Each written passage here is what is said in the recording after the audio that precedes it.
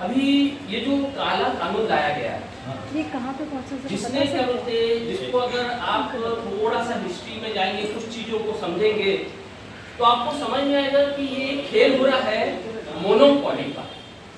Monopoly, अगर monopoly को आप देखेंगे, थोड़ा सा हिस्ट्री पे जाइए, 1800 की हिस्ट्री है, उसमें जब बैंकिंग प्रणाली सब इसमें आई, अस्तित्व में आई बैंकिंग प्रणाली, ये बैंकिंग प्रणाली को समझकर इसको कौन हैंडल कर रहा है और किस तरीके से हैंडल हो रहा है, बिल्कुल ठीक वही चीज यहाँ पर है। बैंकिंग प्रणाली में यूके की एक सोसाइटी, एक अपने परिवार, उस परिवार ने चालू किया उसमें। उस चीज को मैं थोड़ा सा शब्दों में समझा देता हूँ, ताकि क्या है, हमें अगर हम डीप तक जाएंगे, डीप में पहुंच करके अगर इस चीज को समझेंगे और लोगों को समझाएंगे, तो लोगों को मालूम पड़ेगा कि ये काले कानून, ये मोनोपॉली किस तरीके से हमारे देश को बर्बाद कर सकती है और गुलाम बना सकती है। जैसे मान लीजिए ये 10 लोग एक बैठे हैं, इन 10 लोगों ने मिलकर कहा कि चलो हम लोग बैंक शुरू करते हैं।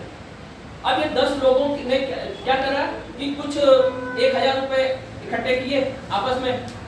अब इन्होंने आपको कहा कि लोन लो, हमें हमसे दो। अब एक का 10,000 आपको वो लोन दे रहे हैं, एक का, इनके पास 1,000 है, लेकिन आपको 10,000 दे रहे हैं। आपको अकाउंट कहाँ खोलना है, इनके ही बैंकों में खोलना है। पैसा 1,000 है इनके पास, आपको 9,000 एक्स्ट्रा दे दिया गया। अब ये जो 9,000 एक्स्ट्रा दिया है, ये पैसों के ऊपर आपसे ब्याज भी लिया जा रहा है, जबकि वो पैसा है नहीं इनके पास।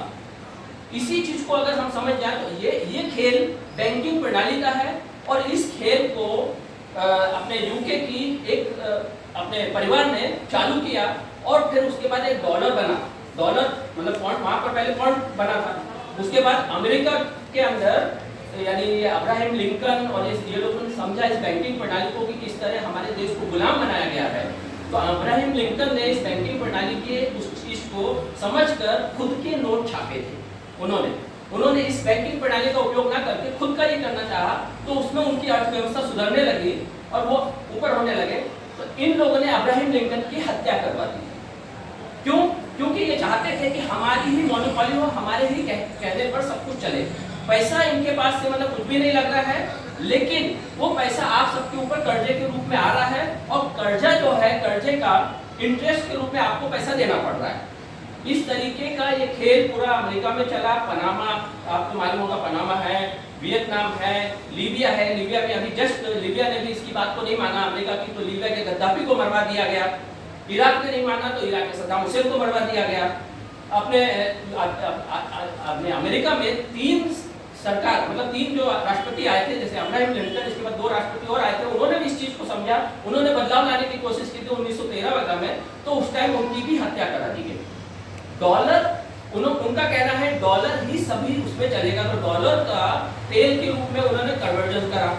तेल में कन्वर्जन किया, तो तेल जितना भी आप लोगे वो डॉलर में ही लेना है आपको। डॉलर छापा है अमेरिका ने अपना।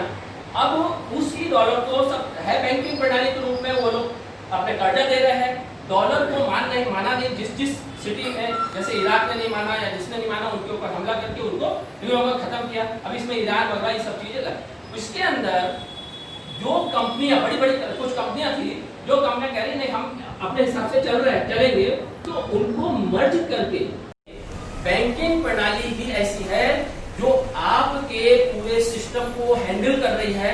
मंदी का बहाना लेकर के आपको भुखमरी का शिकार बना देती है, और कभी कर्जा दे करके ये खेल पूरा, मतलब आपके घर में खाना, अनाज है भरपूर मात्रा में, लेकिन उसके बावजूद मंदी का बहाना बनाकर वो इस तरीके से खेल खेलती है कि आपको खाने को भी नहीं मिलता है, आपको काम नहीं मिलता, आप बेरोजगार हो जाते हैं। ये पूरा खेल ये लोग खेल रहे हैं। आज उसी खेल को इन लोगों ने चालू कर दिया। अब अंबानी वगैरह खेल खेल रहे हैं कि मोनोपॉली में हमारे हाथ में आए सब चीज, जो भी माल हो हम अपनी मर्जी से अपने रेट पर उसको सेल करें। अब अगर माल पूरा का पूरा इनके पास चला गया, किसान को कोई फर्क नहीं पड़ना। सही मायने में अगर हम देखेंगे तो किसान को अपने महीने साल भर का अनाज रख लेता है अपने पास, बाकी बेचता है। लेकिन हम लोग जो है, हम लोग महीने भर का भी अनाज मुश्किल से रख पाते हैं, क्योंकि हमारे घर में नहीं है, रखने की जगह नहीं है। जब हमारा अनाज खत्म हो जाएगा और वो लोग देखेंगे कि कहीं भी बाहर अनाज नहीं है, तो रेट अगर बढ़ा देंगे, वो उस रेट पर आपको माल लेना पड़ेगा। माल लोगे तो आप तो आपकी हालत क्या होगी, आप खुद सोचिए। उसके बाद तो इस चीज को समझो, इसको इस ढंग से भी समझ सकते हैं। हमारे सरकारी स्कूल थे, अगर प्राइवेट स्कूल नहीं खुलते, मान लीजिए प्राइवेट स्कूल नहीं खुलते, तो आईएएस का अफसर बच्चा, आईपीएस का बच्चा, बड़े बड़े भ्रष्ट नेताओं का बच्चा, वो सब सरकारी स्कूल में जाते। और सरकारी स्कूल में जाते तो क्या स्थिति होती, सरकारी स्कूल को बहुत अच्छे से व्यवस्थित रूप से चलाना पड़ता है इनको। इस चीज को समझिए, ये सिंपल सा है, प्राइवेट और सरकारी का फर्क। अस्पताल है आज हमारे, अगर प्राइवेट अस्पताल नहीं खुले होते तो ये सरकारी अस्पताल बहुत व्यवस्थित तरीके से चल रहे होते, हर एक व्यक्ति को इलाज मिल रहा होता। आज आप क्या बोलते हैं, गरीब बेचारा, उसको इलाज नहीं मिल पाता है, वो किसी प्राइवेट अस्पताल में, नाम क्या लिखा है, प्राइवेट अस्पताल जो खुलते हैं उनको हमारे ही जमीनें मुफ्त में लगभग दी जाती है, बिल्कुल 1 रुपए लीज पर। आप लेने जाएंगे, कोई लेने जाएगा, उसको नहीं मिलेगी, लेकिन उनको 1 रुपए लीज पर दी जाती है और वहां पर लिखाया जाता है कि 25% मरीजों का इलाज मुफ्त करेंगे। आप निकालिए इनका डाटा, क्या कहीं पर उनको मिला है 25% मरीज आपको ये मिला है इलाज? तो ये जो चीजें हैं, इन चीजों से अगर हम नहीं समझ सकते तो ये तो हमारे पास उदाहरण है ना, सीधा सीधा। आज इसने बीएसएनएल को खत्म किया, कैसे? जैसे स्कूल को खत्म किया, स्कूल को कैसे, सरकारी स्कूल को प्राइवेट स्कूल खोला, प्राइवेट स्कूल का मालिक एक, वो अपने वर्करों को ध्यान दे रहा है। इनके वर्कर जो सरकारी स्कूल में पढ़ाने वाले जो टीचर है, उनको ये बनाकर, पैसा खिलाकर कि वहां पर व्यवस्था सही नहीं रखो, बच्चों को फेल होने दो, ऐसी व्यवस्था करो ताकि वहां से बच्चे निकलकर हमारे पास आए। फिर यही खेल बीएसएनएल का खेला गया। बीएसएनएल में सबसे सब कुछ मतलब हाई क्वालिटी के वहां पर ये आ गए थे इंस्ट्रूमेंट, वो सब कचरे में गए, वो सब सड़ गए। और वो पैसा किसे, हम लोगों की जेब का पैसा आज से आया था, उस सबको बर्बाद करवाया। किसने करवाया? ये जियो ने, अंबानी ने वहां पर घुस करके उस चीज को, बड़े बड़े जीएम, जनरल मैनेजर वगैरह को पैसा खिलाकर उस चीज को, जो इंस्ट्रूमेंट जिससे हमारे को ये मिल सकता था, अच्छी सुविधा मिल सकती थी, उसको खत्म करवाया इन लोगों ने। खत्म कराया तो बीएसएनएल की हालत ये हो गई। आज बीएसएनएल का ही टावर यूज कर रहे हैं ये लोग और 4G सेवा दे रहे हैं, लेकिन बीएसएनएल का खुद का टावर है, वो अपनी सेवा 4G नहीं दे पा रहा, 2G के देनी पड़ रही। 2G की देने की वजह से हम लोगों को जो मजबूरी है, क्योंकि आपको फास्ट चाहिए सर्विस, तो आपको जियो का या उनका दूसरे का लेना है। टावर वही है, हमारी ही बीएसएनएल कंपनी हमारे द्वारा खड़ी की गई है, और उसकी वहां पर ये स्थिति पैदा हो रही है कि बीएसएनएल हमें नहीं दे पा रहा वो सुविधा, दूसरी कंपनी उसका उपयोग करके दे रही है। ये स्थिति है। अभी आपको याद होगा हमारे देश में petrochemicals company, Indian petrochemicals company, क्योंकि हम लोग तो कहते जब आजाद हुए थे 47 में, तो हमारे पास टेक्नोलॉजी नहीं थी। नेहरू जी ने IIT खड़े किए, सब करे थे, धीरे धीरे करके सब कुछ हुआ। तो पेट्रोकेमिकल्स का जरूरत पड़ी कि भाई ये चीज होनी चाहिए, तो 1969 में पेट्रोकेमिकल्स खड़ी की गई। 70 में क्या थे, बड़ौदा में बहुत बड़ा प्लांट डाला गया इसका, 92 में यहाँ नागोठाणे में डाला गया। इस प्लांट को धीरू भाई अंबानी ने अपने वहां से सरकार से, उस टाइम क्या है, कोई भी चीज आप डालोगे, कुछ भी मतलब करोगे, एक बड़ा प्लांट डालोगे, तो उसमें पहले जैसे है ना बगीचा बनाया अगर आम के पेड़ का, तो 15 साल 20 साल हमें उसमें खर्च है ना, पानी वानी देना है ना उसके अंदर, वैसे ही पेट्रोकेमिकल्स कंपनी को भी देना तो पड़ेगा खर्चा। अब उसकी वजह से बाहर से अगर कोई माल आ जाएगा सस्ते में, तो ये कंपनी नहीं चल पाएगी, इसलिए कस्टम ड्यूटी वगैरह लगाई गई इस चीज के ऊपर कि भाई ये माल इस तरीके से आए कि हम मतलब ये कंपनी यहाँ पर खड़ी रह सके और खुद के बल पर खड़ी हो जाए कल को जाके। उस बेस पर ये पेट्रोकेमिकल्स कंपनी बनी। इसका माल कितना बढ़िया, पूरे देश में अपने एलडी प्लास्टिक होता है, वो प्लास्टिक की मशीनें पूरे देश में लगभग सबके पास लग गई थी। बहुत अच्छी तरीके से ये सिस्टम चल रहा था। इसको दे दिया गया अपने अंबानी को लाइसेंस, कहां से, कस्टम का, अपने वहां से माल उठाने का। इसने क्या किया, जो माल पेट्रोकेमिकल्स कंपनी यहाँ पर बना रही थी जिस रेट पर, उससे बेहतर माल उससे सस्ते में यहाँ पर उतार दिया।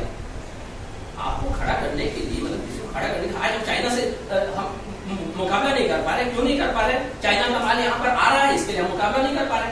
लेकिन अगर चाइना का माल यहाँ नहीं आएगा तो हम लोग भी खड़े हो सकते हैं ना, हमारे लोग भी बेरोजगारी। जापान क्या करता है, अगर उसका रेट ज्यादा भी लग रहा है, यानी उसे रेट में वो ऑर्डर ले लेता है। क्यों लेता है?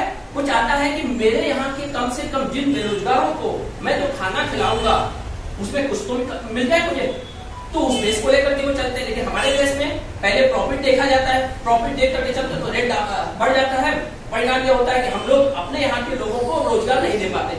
तो वो स्थिति हो गई। धीरू भाई अंबानी ने खेल खेला और हमारे इस पेट्रोकेमिकल्स कंपनी को कोड़ी मोल कर दिया था 17,000 करोड़। और इसका खेल भी देखिए, 2002 में ये पेट्रोकेमिकल्स कंपनी का सेबी में वो लेकर के उसने 20% के शेयर्स लिए थे।